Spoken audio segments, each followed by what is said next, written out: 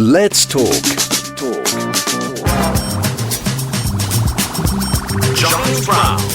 And it is the time of the show for the first time in 2025. I'm delighted to welcome Claudia from Spence Clarke into the building, and she's brought a special guest star as well. Good morning, Claudia. Hello, good morning. How are you doing? Good. Can we say, I know it's the last day of January, but I haven't seen you, so Happy New Year. Happy New Year. And Javi, you've come in. Yeah, hello. Hello. How are you? I'm good.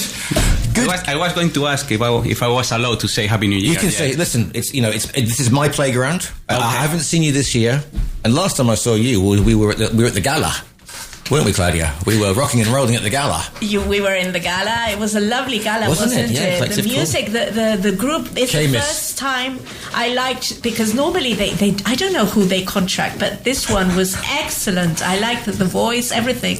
I've known her for a very long time, Seamus. She is. They were actually very, very good, which is kind of nice for a change. Obviously we would have preferred Pearl Jam, Metallica, Thin Lizzy. But anyway, what can you do? Right, it's a new year. A new beginning. It is. Thank you very much. I'm glad you said that. So, and another new tax year has begun. So, any major changes this year, Claudia? Well, Who's taking it? Who cares? All right. Who's taking it? I take the turn. Okay, we go. You have the microphone. Yeah, I mean, there are not many changes, to be honest, especially because of the political environment that we'll have, because of the difference between the PSOE and their partners. So the budget has not been approved yet for 2025. Who knows if it will be or not? And they are still carrying on with the previous budget for other years. But however, there is a first change to mention, that they have increased the top rate of savings income and capital gains tax. Right. And this will only affect income over 300,000 euros. But it is important to mention that it has been increasing progressively for over the last few years. It was 23% 4 or 5 years ago, and now it's the 30. So this is savings income and capital gains tax. This is going to affect large incomes. It won't be affecting the grandes fortunas, because that's my favourite Spanish word. But it could affect you if you have a large capital gain, for example, from the sale of your house, or if you sell your company or something. So what are we looking for in terms of the numbers? Yeah, indeed. Imagine a very common situation. A couple of British nationals who decide that they are amazed about the beauties of Spain. So they move here. But they are not sure if they will stay after a long time. So they keep their home in the UK, and after 3, 4, 5 years, they realize that they want to live the Spanish lifestyle, and they want to get rid of any UK ties. So they decide to sell that home that they have, and think, okay, according to UK rules, this sale will be exempt from tax in the UK, so I don't have to worry about that. Mm-hmm. And maybe the same will happen in Spain. Unfortunately, that's incorrect, because that home in the UK will be considered now as a second home, because your main home is in Spain, and the full gain will be subject to taxation here. Speaking about numbers, as you ask, a gain of 500,000 euros could have a tax implication of 132,000 euros. And in 2021, for example, it was 114. It's a difference of 18. And this is why it's very important, and Claudia always says in the show, that you have to do tax planning before moving to Spain, and if you're already in Spain, before doing any kind of transaction with your assets. You talk there about the beauties of, they fall in love with the beauties of Spain. However, they haven't fallen, like, you don't fall in love with the beauties of the Spanish tax system. What other changes are there? Okay, I'll answer that one. Okay. The filing limit, to file your income tax declaration, there's a limit. So it used to be 15,000 euros. That has been increased to 15,876. Is that what you're earning? So if your total income is less than this amount, and there have been no withholding on it, so this will affect, for example, the typical British who have their pensions, because there's no withholding. So that is a limit. I don't know why it has to end in 876. Can't they really put 15,800, 50,900. No, it's almost a little. Really it's almost a little bit. 15,876. This is the limit. This if anybody's Spain. listening from Hacienda, by the way, we think you're doing a great job. So, but however, if you're on the system. Yeah, but I want to clarify this. Okay. Although I've said this, and especially for foreigners, very important, in Spence Clarke, we always recommend to file a tax return, even if you have to pay a little amount of euros. Yeah. Why? Because if you have not filed a tax return and you would... and in some point of your life, you were required a certificate of tax residency issued by the tax office, the only way they could issue that tax certificate in your name is if you have filed a tax return. Mm-hmm. So, and you would say, why would I need a certificate of tax residency? For example, when you sell your home and you wanted to claim exemption on the capital gains tax, it is required. So even if you have no obligation, sometimes it is better to file a tax return. Then if you're a Spanish person, you don't have to be a Spanish. If you receive a salary like yourself, Giles, and you've withholding tax on it, the limit hasn't changed. It's still 22,000 euros. Now, if you have two pagadores, two people who pay your salary, the second salary used to be the limit 1,500. Now, for the minimum 1,500 euros on your second job. Imagine you have one that you earn 22 and you worked in that job for 10 months and then you change to another employer and you work for the other employer only for 2 months. Like a seasonal thing. So, for example, if I'm working and then I go and work for 2 months, I don't know, in Sierra Nevada. Exactly. Yeah. The limit used to be for your second income 1,500 a month or in total? In total. So imagine you work for 2 months on that one or 1 month. It's aimed for that. That case. You had no obligation to file a tax return. That limit has been brought up to 2,500. But again, the advice you would give. Well, for a Spaniard, they always are they give a tax certificate for a Spaniard. It's not that difficult. Okay. It's always more for foreigners. Right then. Okay, so we're talking, and when we're talking foreigners, we're not talking, TRE has nothing to do with this. If you have tax affairs in Spain through property, through a business, even though you may be resident somewhere else, you still have to sign. You can't say, oh, well, I'm paying tax in the UK. Exactly. Right, we're talking about that. So those are the deductions. However, if I have my own company, I'm autonomo. I've seen this really, really lovely Ferrari, one of the newest Ferraris in the shop window. I think I can write it off against my tax bill. Any deductions I can get on my car? Well, good news for people who are in the energy efficiency improvements. I mean, electric vehicles. Which, talking to Javier, I don't know if this is true. Well, electric vehicles, I see them. I can't hear them. You see them. They come up behind me. You see them, but if you read about it, batteries is a problem, where to put them. And then these rare materials to build the batteries are killing lots of people as well. Well, I don't want to talk about it. But can I just say something really funny on this? Yes. Okay, because I have a very good friend who is a Russian national, and she had an electric car, and she used to do it off her app, to get the electric car in Malaga, and she ran out of battery on the day that Spain brought in the sanctions against Putin. And she found that she was stuck in Malaga and she couldn't charge her car because the app wouldn't work. Oh, no. Of course, these are the things we don't, it's like the Brexit we didn't vote for. So anyway. Yes. For the believers of the electric car, the extension of these deductions available have been extended for 1 year more until the end of this year. So you can write off some of the purchase. Yes, exactly. There's several deductions, not only in the purchase, but also when in your income tax declaration. So in both scenarios. Now, rental income is becoming very interesting, and I think it's only going to get more interesting this year. We'll look at tourism perhaps as we get closer to that season. But you've mentioned about there being major changes in deductions applicable to rental income, and this is going to be visible in the income tax declarations that our listeners have to deal with this year. Is this correct? Yeah, the change was effective from 1st January 2024. And therefore, of course, now in April, when we start dealing with the 2024 declarations, people will start notice the impact of that. Just to recap, until the year 2023, there was a fixed 60% reduction on the net rental income when you were renting a property to someone that was using the property to live at, not for holiday lettings, of 60%. Now, it depends on the particular situation. For example, there is a reduction of 90% when the contract that you had with the previous owner needs to be renewed, and as long as the property is on área de tensión. I love this.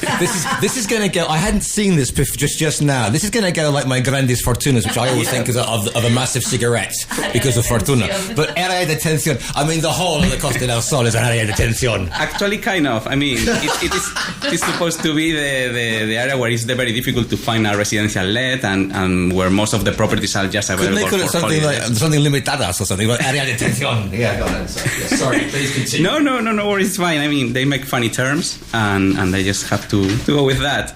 Well, apart from being the property in an área de tensión, the owner has to apply a reduction on the rental contract compared to the previous one, so that they can apply this 90% reduction. Then there is a 70% reduction if again the property is in your new favorite term, área de tensión. Yeah. If the tenants are between 18 and 35 years of age, or if the tenant is a public administration or non-lucrative entity, which I think it's not very common. Yeah, but I mean, just quickly, that is obviously, I can see what they're trying to do here and make rented accommodation more attractive, more. Yeah, I can see the idea coming out of Madrid. Yeah, but anyway, the idea is always supposed to be good, but who is going to implement? Even if you apply these rental reductions and you don't have to pay less tax, the benefit that you can get from a holiday let, it's always to be higher. So. Point number 3. Then there is a 60% reduction, again, if the property had incurred some renovations, but of course this renovation must be specified in a program set by the government. And finally, we still have a general reduction on long-term rental agreements, but instead of being 60%, it's now 50. Here I want to add that there's many tax advisors in Spain who get this deduction wrong. And yes, if you have a UK property that you're renting as a resident in Spain, yes, this reduction of the 60% last year and 50% this year is also applicable to a UK property. Okay. We've seen this error so many times. Yeah. Okay, not a problem. Looking at that, are we on to because I'm just thinking. So the whole thing is they're trying to make housing, as I said before, a little more accessible to people. I mean, that was your actual comment. Yeah, that's the reasoning behind it. Whether or not it will be effective to that purpose or not is another matter. But that does actually bring me to the fact that most regional governments have approved tax measures focused on facilitating the purchase of rental housing. So, for example, and these are mostly the ones governed by the PP, Partido Popular. So we have in Madrid, for example, for tenants, there's a deduction on their income tax declaration up to nearly 1,250 euros. Right. If you are, before it was if you were 30 up to 35 years of age. Now this has been increased to 40 years of age. Right. In Andalusia, there's something similar. The deduction used to be 600 euros. Now it's the limit is 900 euros. It's been increased, and the ages in Andalusia is under 35 or over 65. Right. Okay. Yeah.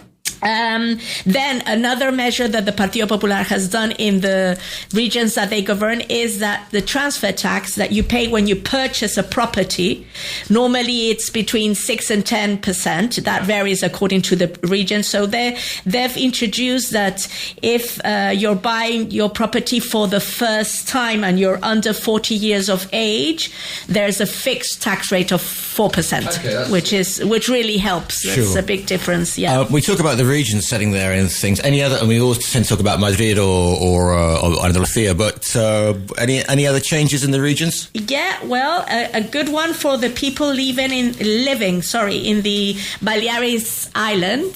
So all you lucky people who live in Ibiza, Formentera, Mallorca. Well, the limit of wealth tax has been raised to 3 million euros. So this is another region who has gone into the wealth tax wagon. So for those of us who and I know there are very few of us who don't have 3 million euros in the bank, VAT. There's been an increase in VAT? Oh yeah, I'm telling Javi that I haven't received my electric bill yet, but I'm very scared of it. Yes, electricity bills. The IVA was temporarily reduced for a few years, 4%. Yeah, it's gone back to the normal VAT, 21%, and we are all. Iberdrola is really. I mean, you have to feel sorry for Iberdrola and all the electricity companies, no? Oh, I'm really, really scared. I haven't received it. Have you received your electric bill yet? Well, remember that I used to live off a generator, so it wasn't an electric bill. I just had to go and put more 95 in the generador, so that was okay. Talking about changes, right now, the British press have been absolutely going crazy, and Pedro Sanchez, who has been making a few pronouncements recently, the 50th anniversary of the death of Franco, etc., he took to the stage and basically, you see, the problem it's not a lack of infrastructure or planning or the guilt of town halls or developers, it's all to do with those damn foreigners coming over here with their millions and kicking out poor socialist voting Spaniards onto the streets. What's happening? Come on, and especially with those rich people from outside of the EU. Yeah, it seems to be the target. That's sure. You. By the way, Britons, that's us. Okay, I know it's not the one you voted for, but that's where we are. Yeah, he made a conference press at the beginning of the month. What he said, literally, it was that he was going to promote, to increase, or to introduce a tax on purchasing of properties of 100% of the property value. I'm not sure if this is what he was trying to say, but this is what it doesn't matter. Because it kind of looks like madness, honestly. The British press went crazy. Yeah, you buy a property of 500 and you have to pay another 500 to the tax office. It doesn't seem logical, but well, nothing is in with this government. Of course, the aim was to curb the speculative investments and try to make more houses available for locals in Spain. In the end, it looks like a political gesture more than... Really? From Sanchez? Surprise! Sorry, listeners. I don't mean to... Other political parties are available, just to say that. But come on. I mean, no one knows how the measure is going to be implemented, how it's going to be monitored, how it's going to be justified. The details are unclear, especially because it has not been brought yet to the parliament for discussion. Yeah. There is criticism all around the political spectrum, and especially saying that this will destabilize the property market. Oh, weird. Non-European buyers are a major contribution to Spain's real sector, so penalizing them will probably harm the broader economy. As I say, it's a lot more like a political measure than other thing.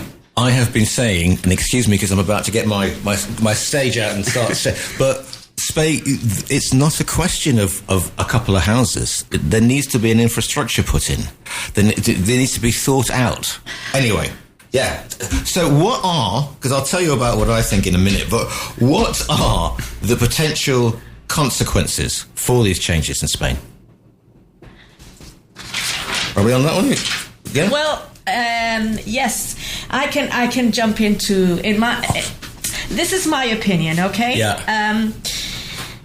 When I came to Spain in 1990, okay, I went to university. I started going to university in 1991, and really,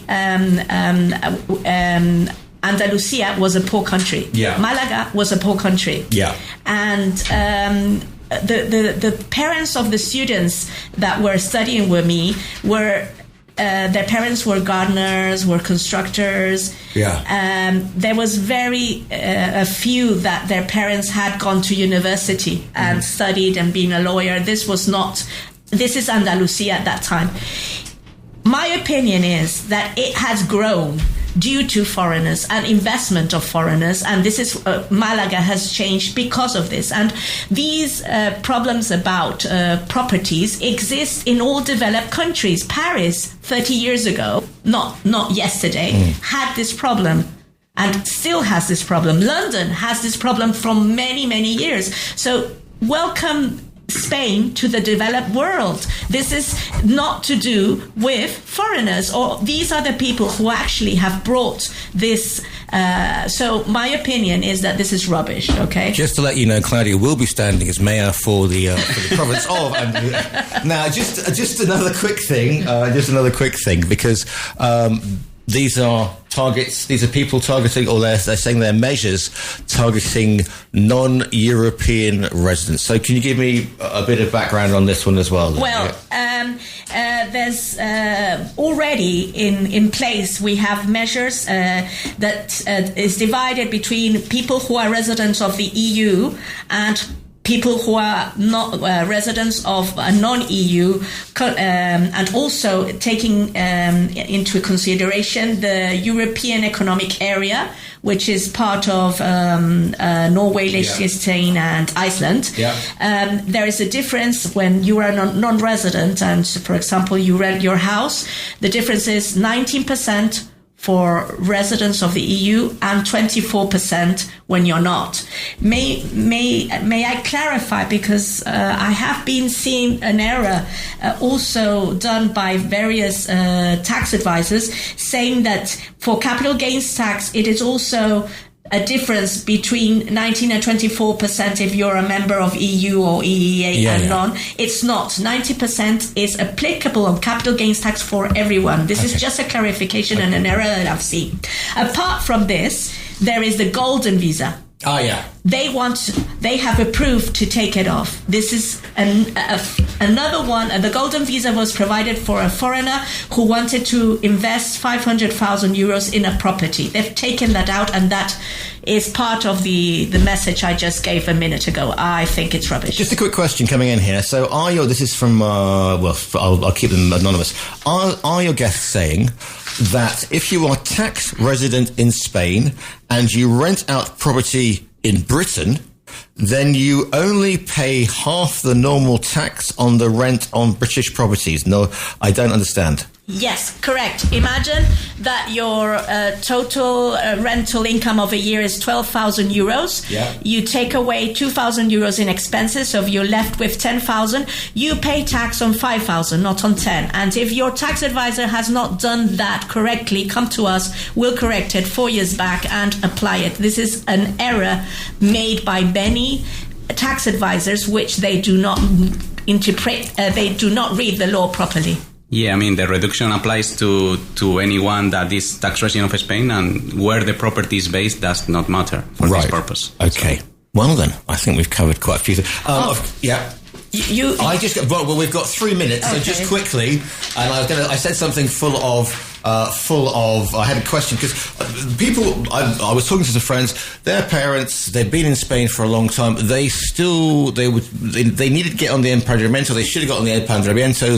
But they're like, oh, we don't want to do that because we'd rather pay a private health service, because if we put our heads up and we say we're here, the Spanish tax system will leap on us and they'll take my house away, and I'll be left, on the beach in San Pedro with a tent. Okay. It's the fear, you see. People are afraid. Do not be afraid. And listen, if the only thing you can remove this away from your head is finding out how much tax you would be paying in Spain. That's the only way you know what you're dealing with, and even what, if you are inspected, what the tax bill would be with the fines accumulated. So what I'm saying is connect to our webpage, and we have a free calculator of income tax. And I promise we do not speak with the tax office. This will be private. We will keep it, and you can decide, and you can even speak speak with us, and we will tell you how much it will cost, and we can plan and help you. You should not be afraid, but you should not be living knowing that you do not know what is going to happen to you. So when you walk into any town hall building saying I want to get my empadronamiento or my residency, red lights will not go off, and there's not a hotline to Hacienda, and the locales won't come back from their 11 o'clock coffees and arrest you immediately. Not at all, and actually the tax office can only go 4 years back to penalize you. So if you do that voluntarily, because you have been living already in Spain for many years and you want to be clear on that, you regularize your situation, you pay a penalty of 15% plus interest, and that's the end of the story. If the tax office is the one that caught you, it's 50% fine, so it makes a difference. Absolutely. So people are already asking you, saying, what is the number, the telephone number? Call Claudia and speak about this further. Okay, our telephone number is 952-822943, and the webpage, SpenceClarke.com, Spence with an E and Clarke with an E. And the great thing about the website, listeners, is there's some really well-written blogs on there that are fun to read, and they make sense, and they don't try and confuse you with a bunch of taxing. You obviously think about what you put there rather than just going Google Translate, bam, which makes all the difference. Just give us, please, the website and the phone number one more time, please. Yeah, well, the website is, of course, www.spenceclarke.com. Spence with an E and Clarke with an E. I always repeat that to everyone I speak with. And our phone is 952-822-943. Thanks for coming in. We have a great double act to begin the new year with Javier and Claudia. Thank you so much for your time today. A pleasure. Bye-bye. Thank you.